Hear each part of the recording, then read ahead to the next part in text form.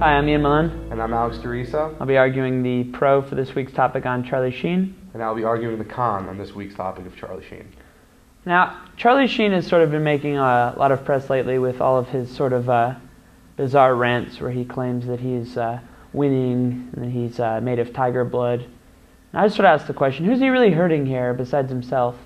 And I mean, he's got his tour, the Violent Torpedo of Truth, and he's really sort of just taking his career to a whole new stage. And I sort of have to ask the question, if he's fine, why are we so concerned? The problem is that Charlie Sheen is hurting other people. He's hurting his family and his friends.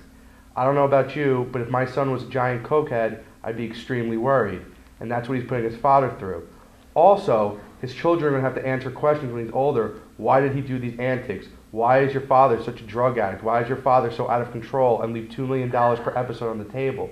He's hurting those around him and his loved ones. But at the same time, Charlie Sheen consented to a drug test, which he passed. And with regards to the money, Charlie Sheen did 8 seasons on the most popular comedy on television. Money is simply not an issue. But if Charlie Sheen did pass his drug test, then he definitely needs help, because no normal, rational human being should be acting like this, should be doing these antics. He clearly has something wrong with him. He clearly needs professional help. And once he can get that, he can stop hurting his family and friends. Charlie Sheen is an entertainer. What he's doing right now is entertaining. I don't see what the problem is.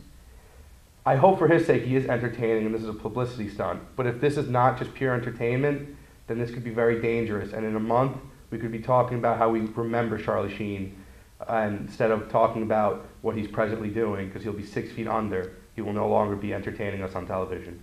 I see your point, but I still have to ask the question, Charlie Sheen has all this paparazzi following him. They see his every actions. I think he's quite safe right now. He has a lot of paparazzi, but they can't get inside the Silver Valley Lodge. They don't know what really goes on in there. They don't know what really goes on with the goddesses.